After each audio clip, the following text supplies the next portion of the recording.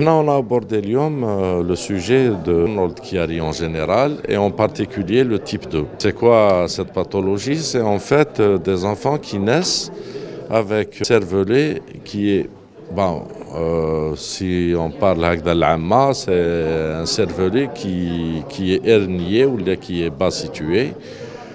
C'est tout un système.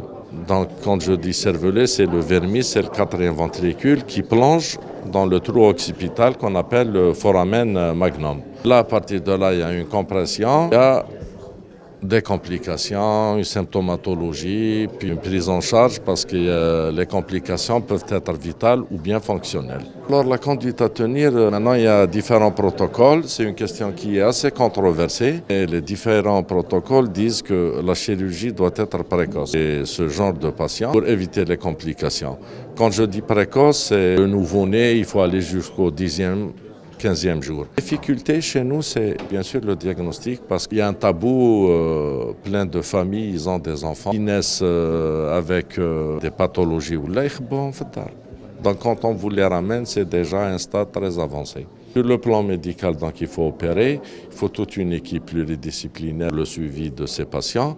Mais moi, j'ai insisté sur deux faits. C'est que, on va dire, beaucoup de ces cas peuvent être éradiqués grâce à une conduite à tenir ou à une hygiène ou à une habitude. C'est la prise en charge de la femme enceinte. C'est la prise de l'acide folique avant la grossesse, pendant et après. C'est un suivi échographique, c'est-à-dire un morphogramme, doit se faire convenablement. Et là, à partir de la 22e semaine, on peut détecter.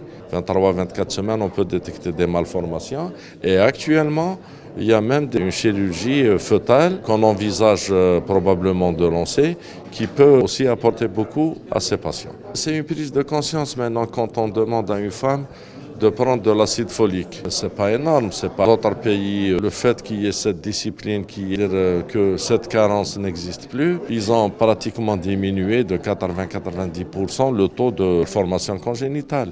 Bon, je ne vais pas parler des mariages consanguins et tout parce qu'il y a d'autres facteurs, il n'y a pas que ça. Il y a des facteurs génétiques, mais c'est quelque chose de très simple avec lequel on peut aborder, travailler avec une sensibilisation de la population.